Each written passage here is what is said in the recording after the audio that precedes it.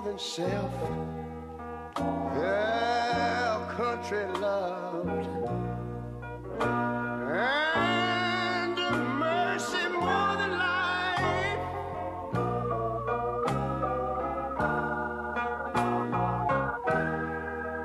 America,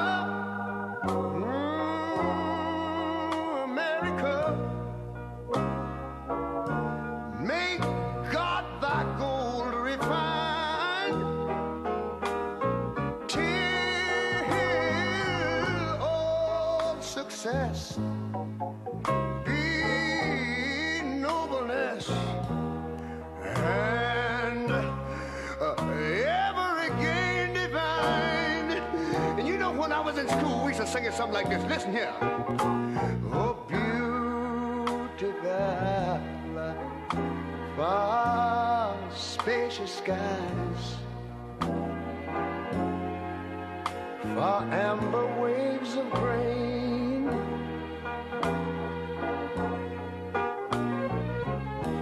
far purple mountain majesties, over the fruited plain. But now wait a minute, I'm talking about America, sweet America. You know, God done shed his grace on thee. He crowned our good. Yes, he did. Every brotherhood from sea to shining sea. You know, I wish I had somebody to help me sing this.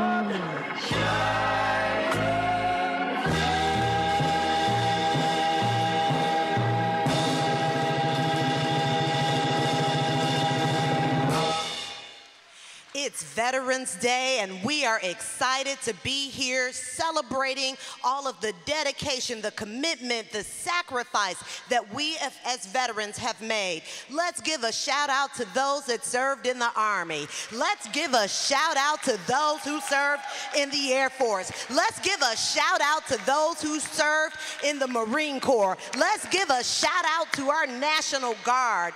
We salute you. We are thankful, and we're grateful that the entire nation will pause on this day to recognize the sacrifice that we have made as veterans. We are going to have a very spirited panel discussion this morning. We want to continue to keep our founder and our CEO, Reverend Jesse Louis Jackson, lifted in our prayers. Let's give a shout and a hand of praise to Reverend Jackson. Over 51 years of fighting on this battlefield. We praise God for him. He is taking some much needed rest on today. I can tell you that he was in Virginia on the trail with GOTV getting out the vote, and guess what we had in Virginia? We had political victory in Virginia. But he didn't stop there. He went on down to Flint, Michigan, and continued campaigning and fighting on the trails for getting out the vote. And guess what we had in Flint, Michigan?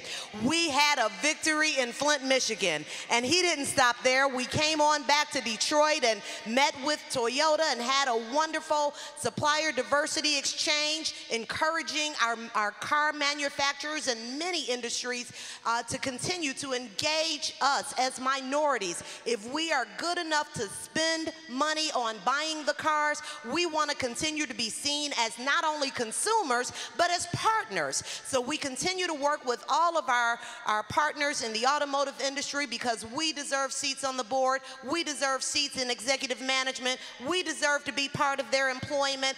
We deserve to be part of their procurement chain. So we thank God for the work that Reverend Jackson is doing and continues to do as we continue to struggle for our share of the American pie. We're dedicating our broadcast. This live broadcast, of course, can be heard on 1390 WVON, but it can also be seen live on the Impact Network. We welcome all of our viewers and listeners from our satellite cities of New York City, LA, Atlanta, DC, Detroit, as well as all of our global viewers. Impact is in 75 million households across the globe. So we welcome all of you to our live broadcast.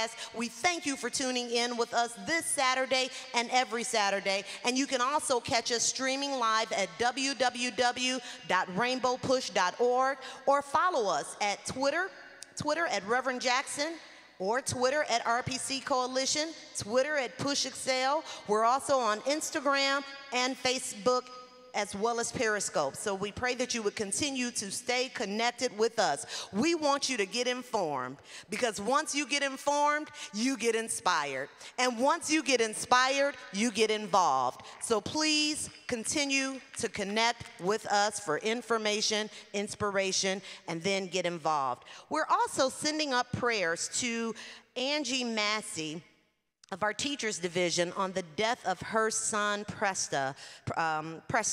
Preston was also one of our Orly Sanders scholars, and he was a former oratorical student. He's definitely part of the Rainbow Push family. We want to keep him and his entire family lifted in our prayers. Just a reminder, we will be serving Thanksgiving dinner here November 23rd from 10 a.m. to 2 p.m. We encourage you to share this with anyone who you know would benefit from coming out and breaking bread with us on Thanksgiving. Again, that's Thanksgiving Day here at Rainbow Push headquarters in our community hall from 10 a.m. to 2 p.m. Next week, we will be in DC with our Telecom Summit. We are excited about what we're doing in DC, and we're going to pause for just a second because we have a video insert. Register today for our 10th Annual Media and Telecommunications Symposium, hosted by Rainbow Push Coalition and Citizenship Education Fund, November 14th and 15th, 2017. Join us as we discuss issues impacting people of color in their respective communities, such as media, telecom, and tech policy. The symposium is free and open to the public. Registration is required. Register at rainbowpush.org. All right, so we're looking forward to seeing many of our partners in DC next week. I will be there. We continue to work for our share of the pie within the telecom industry. We want to thank AT&T for hosting us next week. And again, we look forward to seeing you on the East Coast in DC next week. I also want to digress for just a moment and thank Pearls for the generous donation of the breakfast. Our veterans had a wonderful breakfast this morning, so we thank Pearls for the donation of the food we had this morning as we had our wonderful Veterans Breakfast. Just another reminder, the month of December is our Founders Month. Every week we will have a different delight for you. You want to make sure you are here with us every Saturday during Founders Month, and we will also, the second, third, and fourth Saturday of the month, we will also be in the tradition of what we've always done. We will be providing food and turkey giveaways. Please make sure you register with us so that you can also receive any of the food and turkey giveaways that you might need. Money Matters is another one of our initiatives that we're so incredibly proud about. We just completed one of our workshops this past week in Atlanta. We will have another workshop this upcoming week here in Chicago, and we're going to pause for one more time for a brief video insert on Money Matters.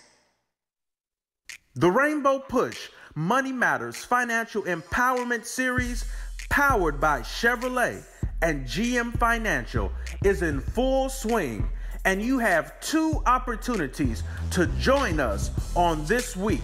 The first opportunity being this Wednesday, November 15th, from 12 noon to 3 p.m. right here in Chicago, Illinois, at the Rainbow Push National Headquarters. The second opportunity being in Detroit, Michigan, this Friday, November 17th, from 5 p.m. to 8 p.m. You do not want to miss these 2 free, dynamic, and engaging workshop series led by leading financial experts like Angel Rich, Dominique Broadway, and Tanya Rapley. And it's our mission to provide equal access to financial literacy across the world. There will also be free food and free giveaways. All you have to do to be a part of these 2 workshops is go online right now to register at rainbowpush.org. You don't want to miss it, and we can't wait to see you there. All right. Money does matter. In this in this capitalistic society, you got to have capital. So please join us for our Money Matters workshops. And if you can't physically join us, we also will be airing live on www.rainbowpush.org. One way or another, please connect with us for the Money Matters workshops. Also, another reminder about our Push Freedom Store. We have a wonderful Push Freedom Store located right here at Rainbow Push headquarters, 930 East 50th Street. Please be sure to visit the Push Freedom Store when you leave on today. Finally, we will be giving away vouchers. Soldiers to Work has donated vouchers to all of our veterans or any of our veterans who would like to receive free haircuts. Free is good. So we have vouchers for free haircuts. If you'd like a voucher or if you know a veteran that could benefit from a voucher, please be sure to see me at the end of this morning's program. We are also giving away free gifts in the Push Freedom Store to all of our veterans. So please, again, be sure to stop by. Next, we're going to hear from Reverend Attorney Jeanette Wilson. I'm looking for Reverend Attorney Jeanette Wilson to provide us with an update on education. I have to look no further.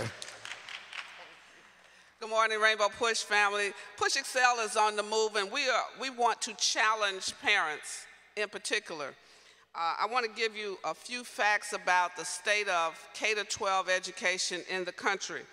When we look at K-12 education, we are facing a number of school closings. As you know, we closed 50 public schools in Chicago. Well, that pattern is moving across the nation. There's a report that in Philadelphia, they plan to close 23 schools. And yet, on the other hand, spend $400 million building a new prison in Philadelphia. 81% of the schools targeted for closing are going to impact black students, even though African Americans are only 58% of the total student body in Philadelphia. 3,000 people will lose their jobs. They're going to cut, as they did in Chicago, programs for art, music, and sports. Philadelphia is just symptomatic of other urban school districts like Chicago. They're shrinking the student population in these urban centers. They're privatizing public schools so that now our people are forced to go to these charter schools that have boutique curricula. They don't have a standard curriculum. They don't have the same requirements. And if your child fails to perform or if your child fails to behave in a certain kind of way, they will be removed from these privatized charter schools.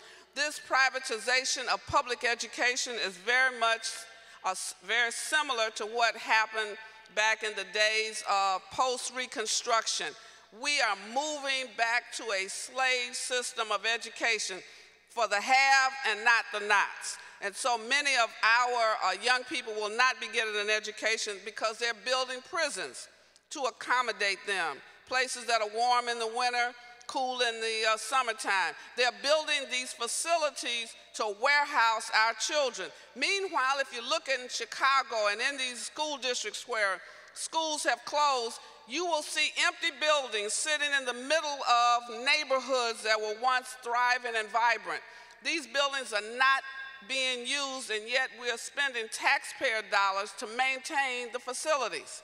And so, for example, we have homeless students wandering the streets of Chicago and other urban areas. Some of these buildings could be converted to shelters and meaningful places for families to live. We are funding the heat for these buildings. We're funding light and electricity in the buildings. And yet we have people wandering the streets and will be cold if they live in Chicago this winter. It's not right, it's not fair. And so parents, wherever you are, in Chicago, Philadelphia, Baltimore, New York, you and I have to wake up. It's not right for our children not to have adequate facilities. It's not okay to close schools, close programs. Our children don't have art, don't have music, don't have athletics, don't have recess. Well, I wish I had more time, but I tell you what, we're going to be talking about this every week. Parents, you got to wake up. You don't have to know what they need. You have to know they need more than what they're getting. You need to visit your child's school. Go to the parent-teacher meetings. Demand that they be at night when you're working in the day. You and I have to make a difference. Teachers, you can't just teach because you're getting a check. You got to teach like the teachers we had. You teach because you're called to teach. You need to provide us with the information. If your school is not teaching at the level it should, if your schools are not performing like Baltimore schools, and I got to go, let me close. Let me tell you, 6 Baltimore schools, 1 middle school, not a single student scored proficient in math or reading in 2016. How can you have a school district where nobody can read at grade level? Nobody. In 6 schools and nobody is outraged. Well, I'm mad about it. I expect every child to have a high-quality public education, not based on my color, not based on my gender, not based on my ability to pay. I pay taxes. You pay taxes.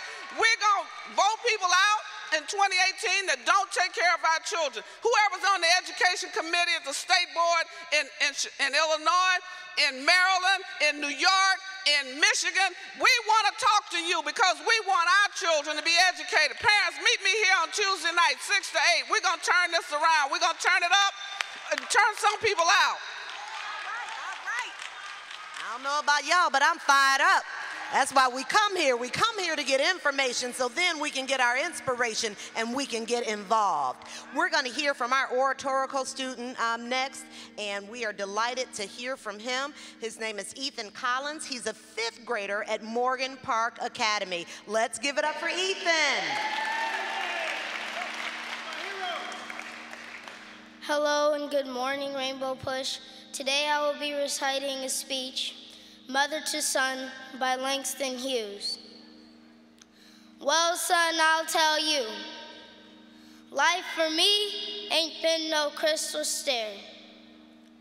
It had tacks in it, and splinters, and boards torn up, and places with no carpet on the floor, bare.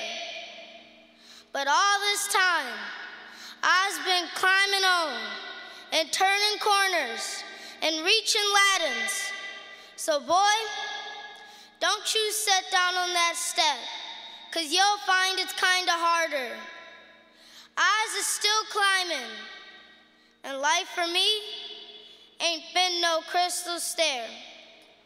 I like to dedicate this speech to Reverend Jesse Jackson, my hero, who is someplace else today. Thank you. All right. Thank you, Ethan. That was absolutely wonderful. We are going to hear from our very own Dolores Scott. She's going to bring us a musical selection. This is to all the veterans in the room and every veteran that's watching this broadcast. It must have been cold there in your shadow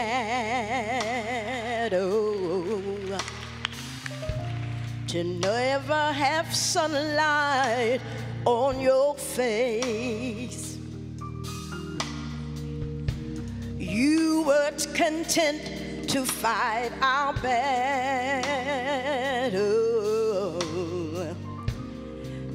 You were content to fight that way. Did you ever know that you were our heroes?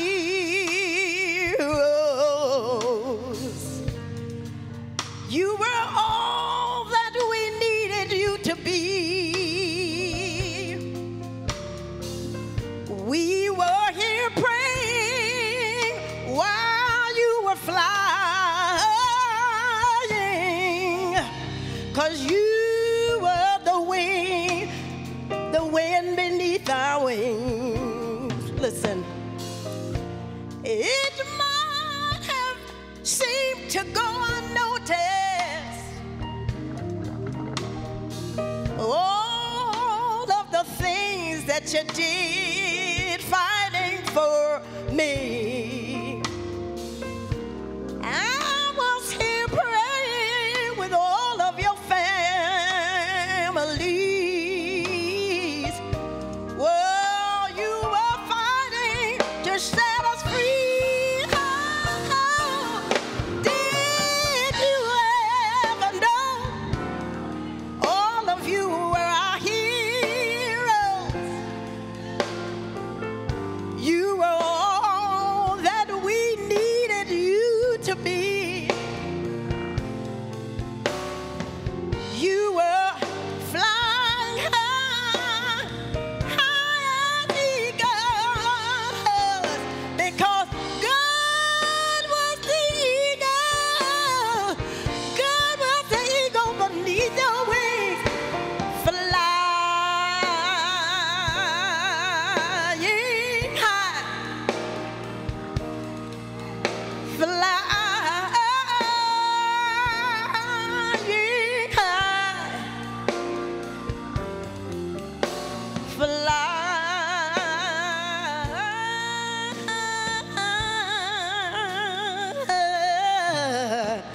You were the wind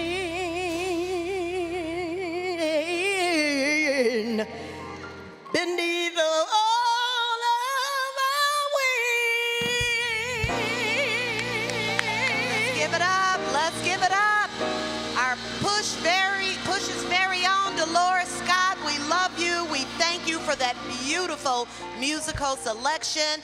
At this point, we are going to prepare for the wonderful panel discussion we have planned for you. We will talk about the benefits and the burdens associated with serving in the armed forces. And to kick that discussion off, we couldn't think of anyone who was more appropriate to bring remarks than our very own Lieutenant General Russell L. Honoré, who will be joining us via a video insert. So at this point, as we prepare to receive our panelists, we would like to share a video insert from Lieutenant General Russell Honoré.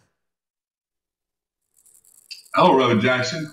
It's an honor to be here with you today as one of the veterans who get to speak to you from my experience of being a veteran from three perspectives.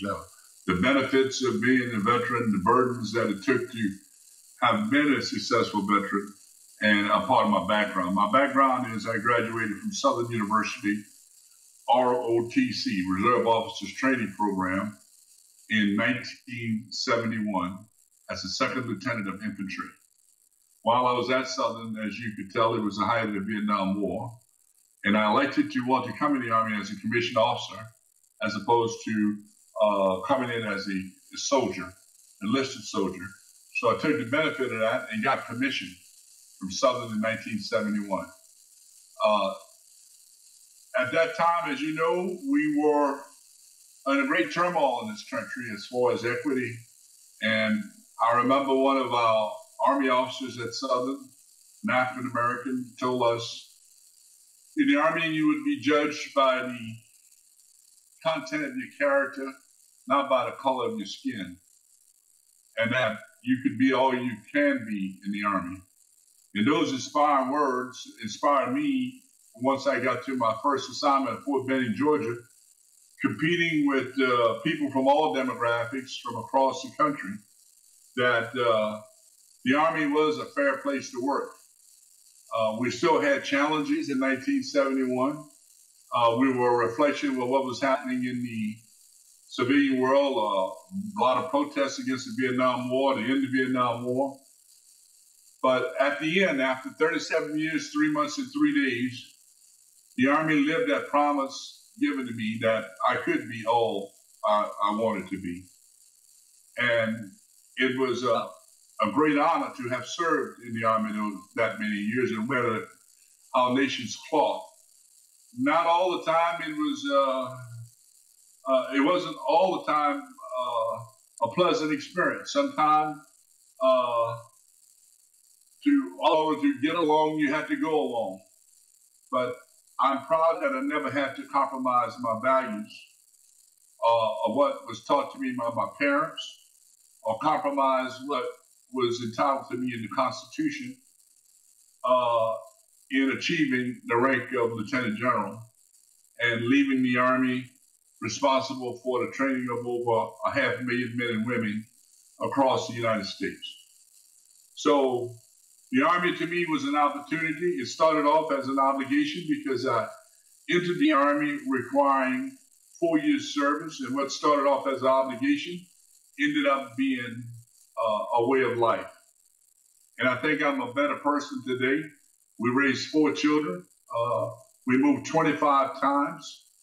Our 2 girls are successful in vice presidency company. And our 2 boys, both of them are in the family business, both of them are in the Army. One is a platoon sergeant in a combat engineering unit. He's deployed to Iraq twice. And the other one is a first lieutenant of infantry in the infantry platoon in the Louisiana National Guard. So being a veteran to me is a status. I wear that status proudly, and I'm glad that I did serve in the Army. I think I'm a better person because of it, and the Army gave me an opportunity to be all I could be. Even though there were burdens along the way, I always encourage people, if this is something you think that you'd like to do, is to serve your country in the uniformed service. You don't have to do it for a lifetime, but it's one that is very satisfying. And for me, when I entered the service in 1971 out of Louisiana, the future in the Army looked a hell of a lot brighter than it did on the streets of Baton Rouge, as far as equity in terms of treatment and equity in terms of respect as a human being. So thank you for allowing me to speak on this great Veterans Day program. And thank you, Reverend Jackson, for supporting our veterans. Thank you very much. All right, all right. We are really delighted to have heard from such a distinguished and decorated person as Lieutenant General Russell L. Honoré. We are about to transition into our panel discussion, so I just want to quickly introduce the members of the panel. We have our national spokesman and the son of our wonderful leader, Jonathan Jackson, joining us. Let's give it up for Jonathan Jackson. We have Captain Erin Alyssa Stokes, who has so many wonderful things that she'll be sharing with us, and you'll hear from her in a moment. Let's give it up for Captain Stokes. We have with us Dr. Darnold Arnold. Yes, Dr. Damon Arnold, who is a retired colonel, and he'll be sharing with us this morning. And we have Colonel Eugene Scott. So we have a lot of wisdom. We have a nice broad spectrum of experience up here. And why don't we kick it off with you, Dr. Arnold? Why don't you share with us what your experience was in the military? Well, my personal experience in the military was that my father was in the military, my uncle. I had a cousin who died in Vietnam. It goes back a long time period, and when I started learning about things like the triple nickel, and I started learning about people who were Red Wings, and I went into a hospital over in Chicago. There was a veterans hospital, and when I saw the lack of care and the lack of concern for veterans that had fought valiantly for this country, it really pushed me within the next week to actually go and sign up. I was in medical school. So I finished my training in medical school, did a couple of residencies and a couple of other degrees with that. But the thing that was really a burning passion, I only had to stay in 6 years. but it turned into 26 years. And the reason was because of the quality and the honor and the competence of the people who I was serving with. They were the ones that made me stay. And they are my bloodline. They are my family. I don't care what race they are, man, male, female, what religion they believe in. They are part of the Constitution of this country and what we stand for. Right, thank you so very much. And you were the first, you take history for being the first? Oh, I was the first African-American flight surgeon for the state of Illinois, and helped with one African-American woman who became the first helicopter pilot. And we have to keep pushing these boundaries, keep pushing it. I served as the director for the Illinois Department of Public Health at the same time as the state surgeon for 14 years for the state surgeon. And so there are many things, many platitudes, a lot of different things you can do with your life, but it's the unity of who you're doing it with. And every medal that I'm wearing is because someone allowed me. I'm actually the youngest of 5, of which, of those 5, 4 served in the armed forces. My brother was in the Navy. My other brother was a Marine. Excuse me, that was a Marine. I can't say was. But my sister's in the Army. My dad was in the Army. He served.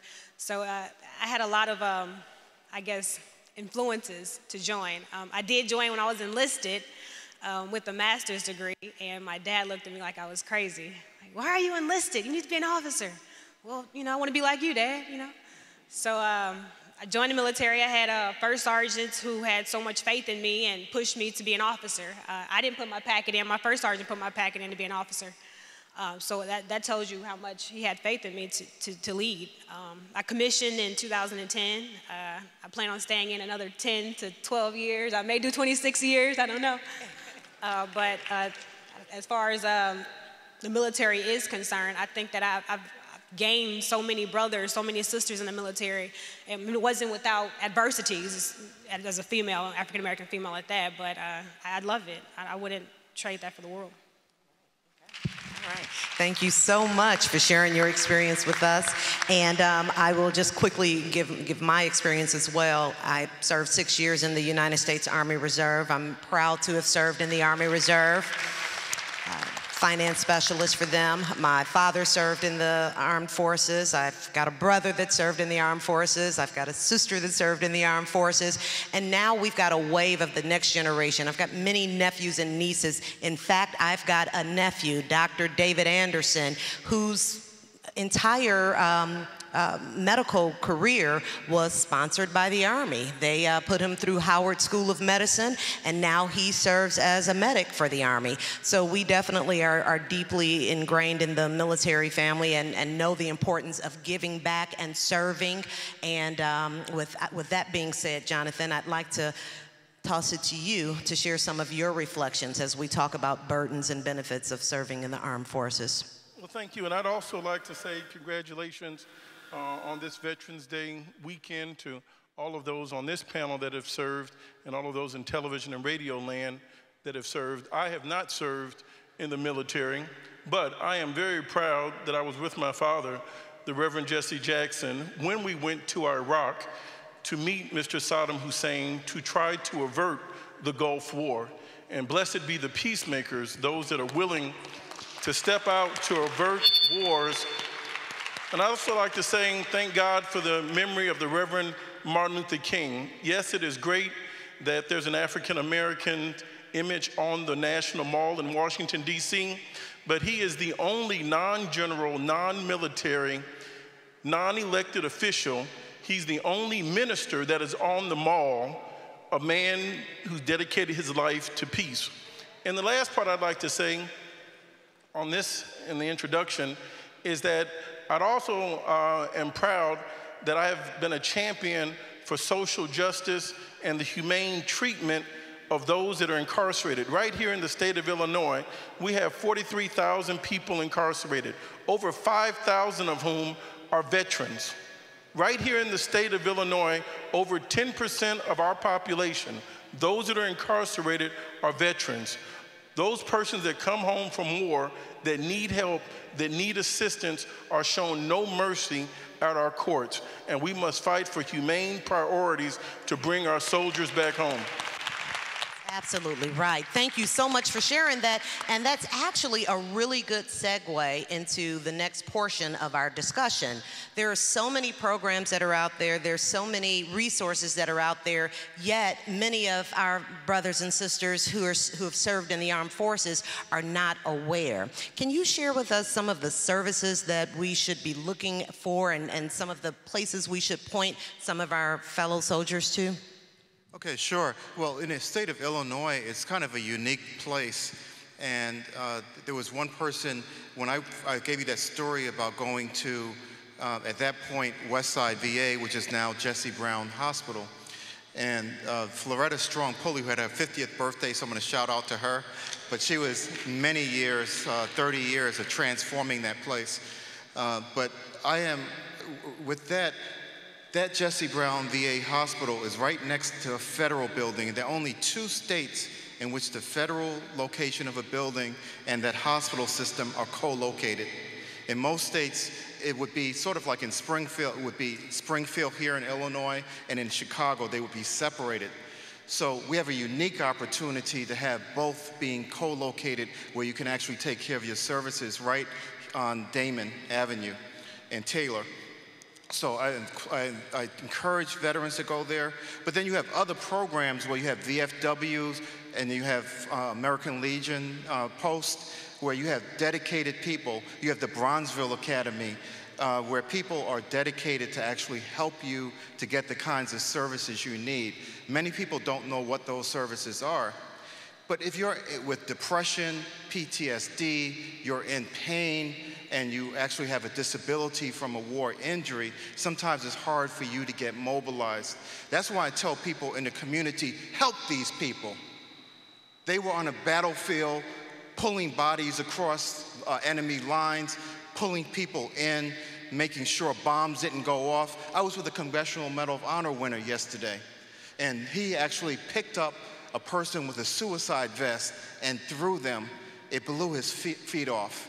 And he just remembers waking up and seeing his feet and saying they shouldn't be there. The next thing, he was blacked out, and he spent 1.5 years in Walter Reed Hospital. So many of these people have these injuries that go unseen, and they're in their lives, and they change and transform their family lives. We need to reach out and pull them into these services and get them the care they need. Thank you so much, Dr. Arnold. That's absolutely right. Colonel Scott, you have any reflections on things that veterans should take into consideration? I had the good fortune to serve 2 tours in Vietnam as a combat officer, and I saw some very horrible things, both physically and mentally, with soldiers. And the community must rally together to help all of these soldiers. The VA has a very extensive housing program. And the reason I know, because I had a son that participated in that program. When he came back from Iraq, he wasn't really himself. And he ended up getting VA housing, and that boy is back on track, and he's gonna win. So there are many of our sons and daughters out there to just need a little personal care and attention and direction. And so put them in touch with the VA. Don't listen to the other soldiers saying, no, you can't do that. Because I remember giving someone bad advice when there was dollars available to their family. So go to the experts, go to the Veterans Administration, and let them tell you no. Thank you so much for sharing that. And as we reflect upon some of the things that veterans could be doing and services they should be taking advantage of, I don't want any of our young viewers who are tuned in with us today to feel discouraged or to feel like, oh, maybe I shouldn't if I'm going to have all these problems that I'm going to have to deal with. There's no greater honor than being able to serve your country. And I will also tell you, thank you. I will also say that the Army does many things for its service members while you're on active duty and even after you retire. As we look at today, there are many places that will allow us and have opened their doors to say, come on in, veterans, eat with us. There are many places that will give us discounts for services all 365 days of the year. And as we look at some of the challenges that we have with public school funding and with the increased amount of higher learning, how much it costs to continue your education, I want young adults to also see this as an opportunity to serve your country, an opportunity to come out with some benefits that will help you kickstart your family and to be a positive contributor to our society. So please, as we are sharing some of the burdens, see the military also as a way to distinguish yourself. I believe it's a very distinguishing factor. As someone who has spent time in corporate America, I can't tell you how many of the interviews that I took place in, the moment I talked about being a service member, the interview was over. We went on talking about the military. So it's a great way to network, to connect with people. So I don't want you to walk away with doom and gloom as we talk about some of the services that we have to render. Also, there are a lot of benefits associated, but there's no greater benefit than what I feel in my spirit and in my heart for knowing that I've served my country. How about you, Dr. Stokes? I had the honor and the privilege of serving as a company commander for a headquarters company at Warrior Transition Brigade in Texas.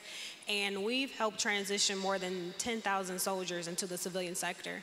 We've had soldiers come in with TBI issues. We've had soldiers come in who need amputations, things of that nature. And just seeing those soldiers come from Afghanistan, Iraq, Kuwait, you name it, we've seen those soldiers. And we've helped transition those soldiers into the civilian sector to get jobs, to help with resume writing, to help with mentoring, to help with public speaking, to help with interviews. These workshops we provide and the transition, it's insane. And a lot of people don't know about these transitions or these warrior transition brigades. And I think that if we kind of shed that light that the military provides you with services to help you, then I think that more people would be less reluctant to join. That's just my opinion. Yep. I agree with you on that. And many companies also have maybe resource groups set aside exclusively for veterans as well. And many companies they have expectations of hiring a certain number of veterans. So please, please, please wear your badge proudly. Jonathan, any reflections on some of the benefits and burdens with serving? Well, one of the burdens that I would like to focus on, and sure there are numerous benefits, is one is we have to be as diligent to avert war. We have to be as diligent to bring our soldiers home. One of the things that President George W. Bush did that was very atrocious was when they went into Afghanistan, it was the first time that the the country had gone into war while cutting taxes. War is expensive. When you go into war, you should raise the taxes so that there's an equal burden amongst those that are at home, so that when the soldiers come back home, they have all of the services and all of the supports that they need. It is a very disgusting thing to say about veteran homelessness. That should never be a word that we should know. The veteran should have the first bite on the apple in first-class housing. And we're talking about the opioid crisis. Well, there's another crisis that those in elected office understand, and that is the suicide crisis that's happening with our veterans. Over 20 veterans a day on average are committing suicide. Between 20 and 22, 20 is the conservative number that I would use, that are committing suicide a day. You're talking about between 2005 and 2011 alone, almost 49,000 veterans came back home to commit suicide in a very quiet manner. I don't want to focus on the benefits of going into the Army, but the tragedies and the responsibilities that those of us that are at home have to face, have to address, and not be silent about to offer these young men and women services when they come back home. Thank you so much. So true, so very true. As we prepare to wrap up this panel discussion, Dr. Arnold, is there anything else that you would want existing veterans to know and or anyone who's considering joining the military to know? Well, I think it's one of the things that Jonathan hit upon was this duty of the American citizens to make sure that you go to those rallying points and those places of public discussion and debate and vote, and make sure that you get out there and make sure that if we go to war, that these people, that 1%, less than 1% of the country that goes to war and puts on this uniform is going there for the right reason to begin with. That is essential. And then also your point about the corporate setting, I'm at Blue Cross Blue Shield, and we have a BRG, it's a business resource group, and it's actually a veterans group. You know, and there are people who are actually joining this group, not just veterans, but people who are family members and supporters of military veterans. Look into your companies and see if there's something you can do to help those veterans and make sure that people are becoming employed. Veterans, I was over in Iraq, a couple of tours in Iraq and some places else, but when I was there, they built a city, veterans built a city in 3 weeks. Communications, transportation, you name it. And I said, if we can do that there, why can't we do that here? The technical skills of veterans are astounding, and I think employers need to know that and need to hire these veterans. That's right. Veterans bring dedication, discipline, and leadership. So you are doing yourself a disservice if you have a company and you are not looking to actively recruit a veteran. Colonel Scott, any last reflections on what veterans should know or what someone who's considering joining the military should think about? I like to address the family members in helping and encouraging your sons and daughters to take advantage of two main benefits: the health benefit, which is administered through the Veterans Administration hospitals, and the education benefit.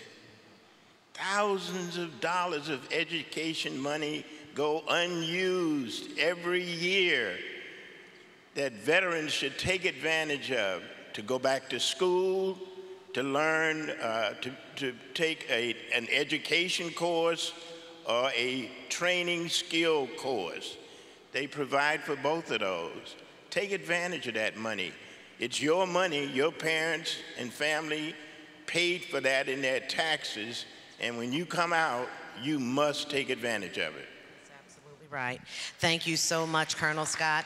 I'm going to turn to Dr. Alyssa Stokes and ask her to share her closing reflections on. I want to brag about the military for a second. I've jumped out of helicopters, rappelled out of them, jumped out of aircraft. I've traveled all over the world. I've seen so many different things because of the military. I have sisters, like I said, because of the military, best friends. I feel like because of the military, we have so much that we can do and we can reach out to as using the military as a platform. I also want to talk about the corporate America. ComEd, I'm a supervisor of operations in the full-time sector, and we have an EMAC program that allows veterans to come out and you can discuss from, like I said, resume building to interviewing to you name it. They have these resources for you to utilize at your disposal. A lot of people don't know about that. As a new generation, as Ms. Benita would like to say, I feel like we have an obligation to reach out to those who are senior to us and learn and obtain that information so that we can share that with the youth. I'd like to think that I'm not a millennial, but apparently according to Google, I am. With that being said, I still think that I have an obligation to reach out and to still mentor those who are younger than I. But thank you so much. And Jonathan, you want to close this out? I'd like to thank my, who are not here with us today, my grandparents, both grandfathers served in the wars, and to think of the stories that they shared with me, having fought to defend American abroad and our democracy, and to come back home, heading back to South Carolina and Virginia, and have to sit behind Nazis on the same train right here in America. And with this new insurgence of neo-Nazis, let's make sure in the spirit of the Tuskegee Airmen that we fight for victory abroad and victory right here at home. So at this point in the program, we are going to transition to some of the folks that we are honoring today as we get ready to go off air and close out our broadcast. We'd like to bring forward a couple of people. The very first person that we are honoring with the Rainbow Push Coalition Vanguard Award for Ultimate Service, it's being presented posthumously to PFC Milton Lee Olive III, who served in the Army Reserve, in the Army. He dedicated his life. He actually gave his life so that some of his fellow service members could live. He literally took a hand grenade, I want to say, and protected his fellow servicemen, but he gave his own life. So here to receive it is his cousin, Miss Chinta Bernie Strasberg.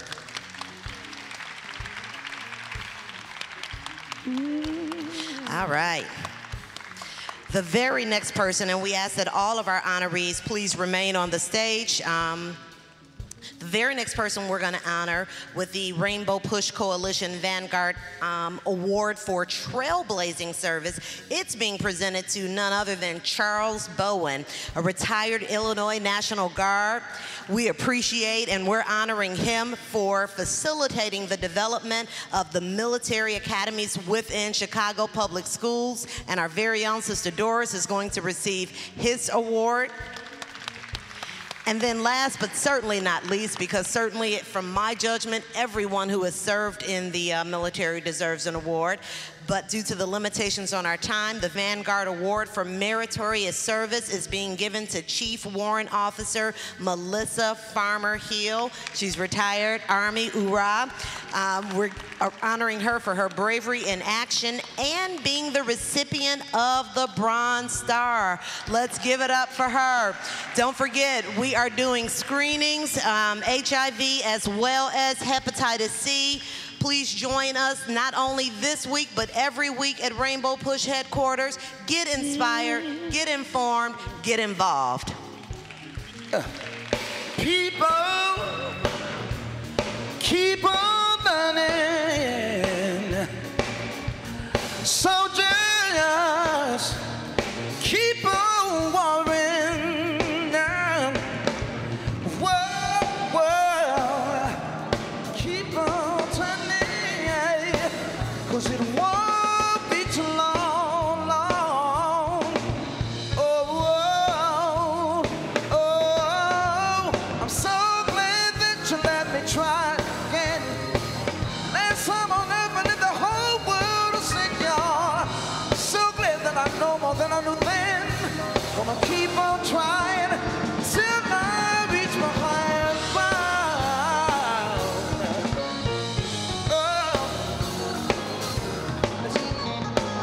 Lovers, keep on loving now. Leaving, yeah. Don't stop believing. Preachers, you just keep on preaching. Oh, it won't be too long, no. Oh, no. So glad that you let me try it again. Last time on earth, I lived the whole world of sin. So glad that I know more than I knew then. Gonna keep on trying, y'all, till I reach my ground.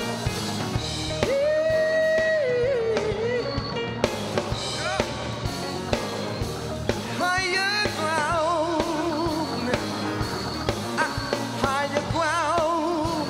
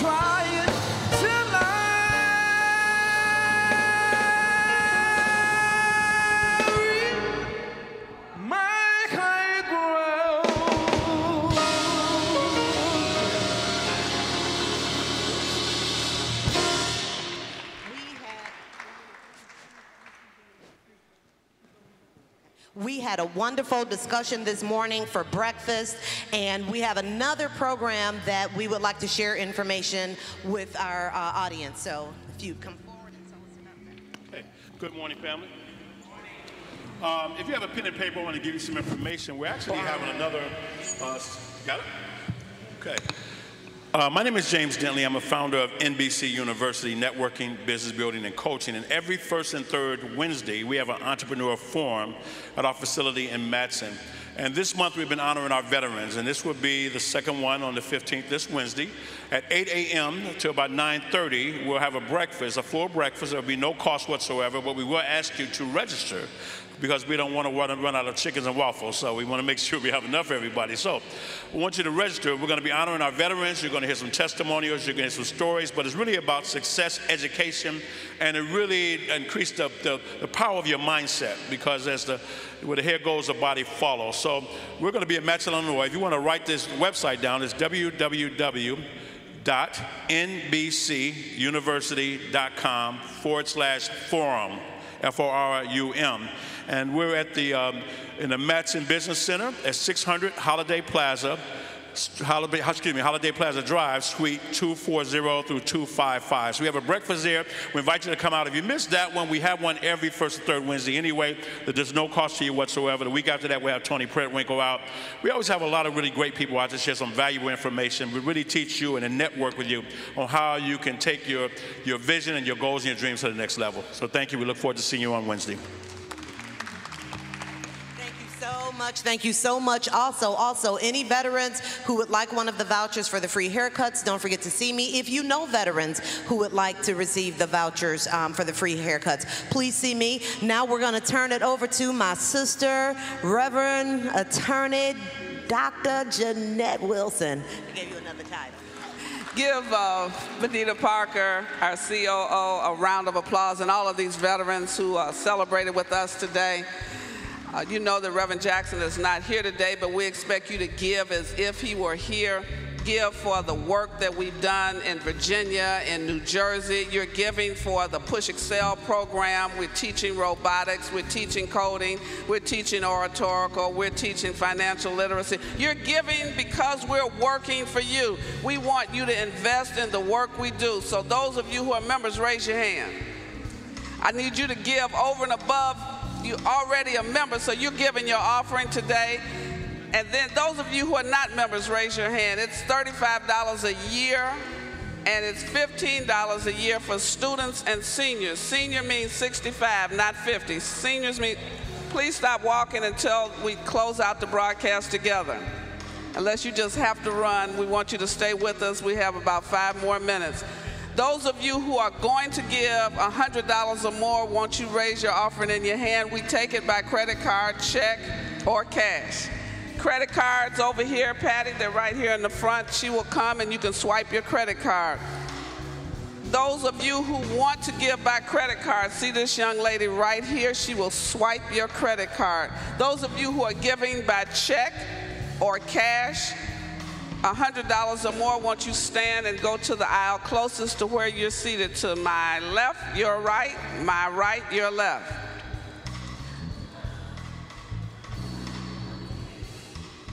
We want to thank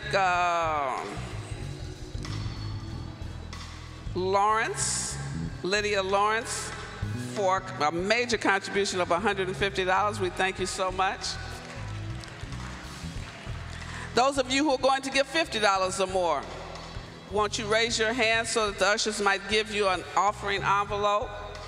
You should write on the outside your name and your information. We want to include you in our database.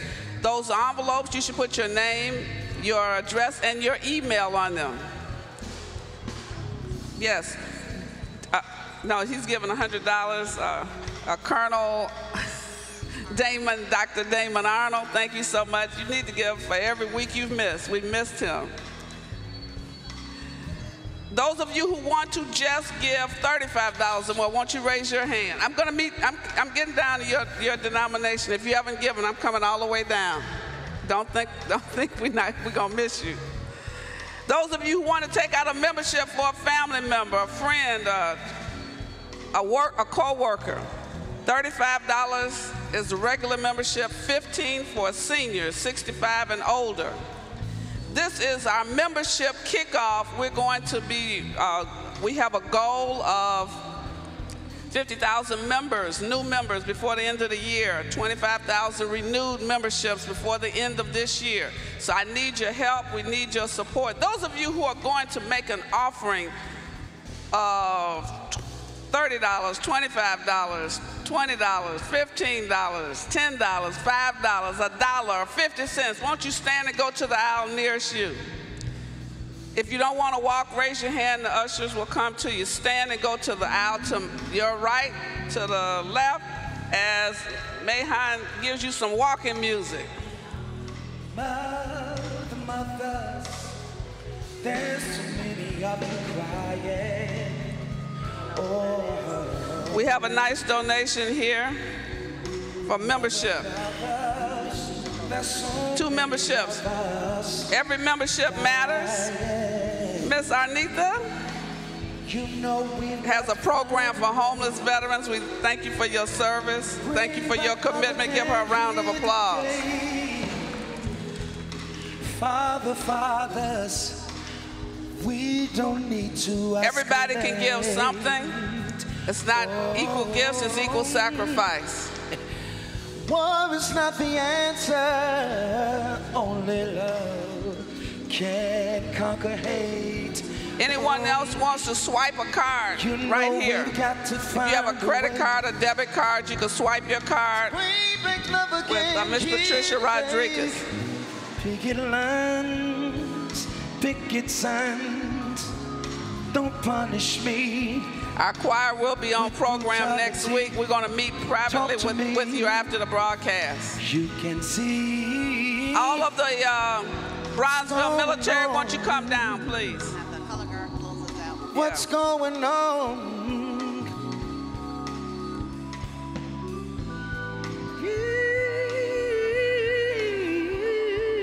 Has everybody given that wanted to give, that could give? Nod your head, wave your hand if you've already given. Okay, I want everybody to remain in your seats. This is our Veterans Day. We have our color guard from Bronzeville Military Academy. Give them a round of applause. They're going to close us out in the way that they do. We're so proud of these young people.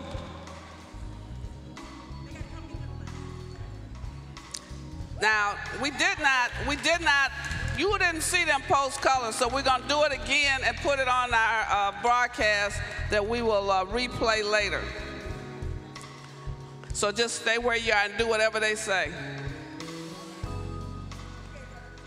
You know we've got to find a way. Huh? Bring love no music today. For a moment. We have to listen to these young people as they post the colors.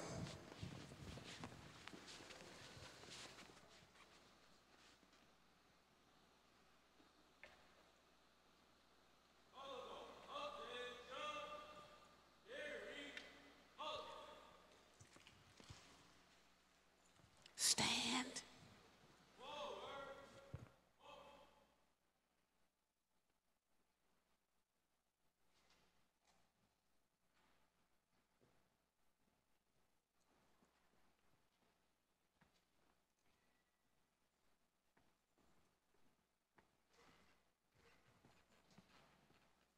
Color guard, halt. Stand up, face. Ready, halt. Color. Breathe in, on. Order, on. Left, hey. Mark time, march.